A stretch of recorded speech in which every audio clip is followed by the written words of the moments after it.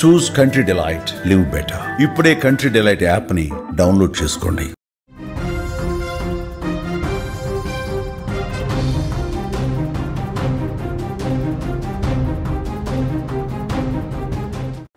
Jubilee hills లో polling ప్రక్రియ షురూ అయింది. నవీన్ యాదవ్ ఓటు హక్కును వినియోగించుకున్నారు.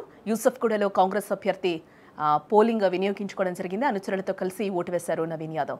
ఎన్నికల బరిలో 3 ప్రధాన పార్టీలు నిలిచాయి.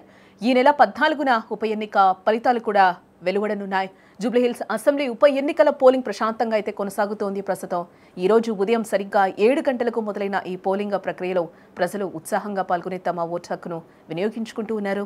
ఈ రోజు ఉదయం నుంచి ప్రధాన పార్టీల అభ్యర్థులు తమ ఓటు హక్కును వినియోగించుకోవడం మొదలుపెట్టారని చెప్పుకోవాలి. ముందుగా బీఆర్ఎస్ అభ్యర్థి మాగంటి సునీత తన కుటుంబ సభ్యులతో కలిసి ఎల్లారెడ్డిగూడలోని నవోదయ కాలనీలో ఉన్న పోలింగ్ బూత్కు వచ్చి ఓటు హక్కును వినియోగించుకున్నారు. తాజాగా కాంగ్రెస్ పార్టీ అభ్యర్థి నవీన్ యాదవ్ కూడా తన ఓటు హక్కును వినియోగించుకున్నారు. నవీన్ యాదవ్ యూసఫ్ కూడా ప్రభుత్వ పాఠశాలలో ఉన్న పోలింగ్ బూత్లో ఓటు వేయడం జరిగింది. ఆయన తన అనుచరులతో కలిసి పోలింగ్ కేంద్రానికి వచ్చి తమ బాధ్యతను నిర్వర్తించారు. మరోవైపు నేడు పోలింగ్ జరుగుతున్న నేపథ్యంలో ఎలాంటి అవాంఛనీయ సంఘటనలు జరగకుండా అధికారులు కట్టుదిట్టమైన భద్రతను అక్కడ ఏర్పాటు చేసి 144 సెక్షన్ ని కూడా అమలు చేస్తూ ఉన్నారు. ముఖ్యంగా కాంగ్రెస్, బీఆర్ఎస్, బీజేపీ పార్టీల మధ్య గట్టి పోటీ నెలకొందని కూడా చెప్పుకోవచ్చు. అందుకే ఈ ఫలితాలపై సర్వత్రా ఆసక్తి నెలకొంది.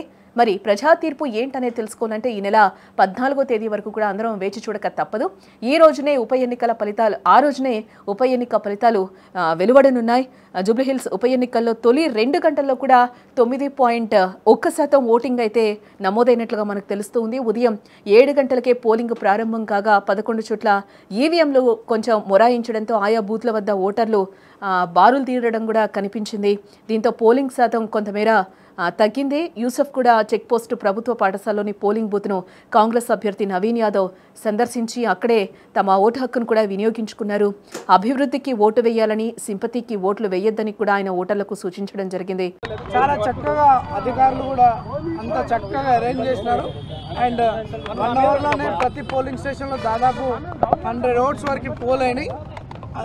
వితిన్ 1 అవర్ వితిన్ 45 మినిట్స్ టైంలో దాదాపు 70 నుండి 100 ఓట్లు ఒక్కొక్క పోలింగ్ స్టేషన్లో పోల్ అయినాయి.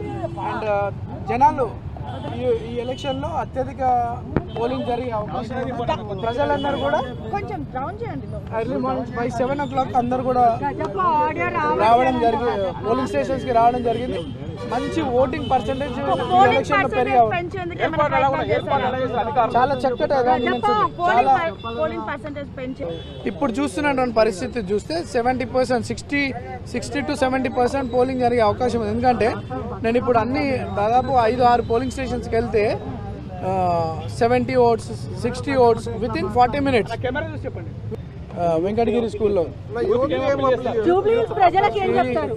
For your future, vote for your constituency development, not for sympathy, not for sentiment.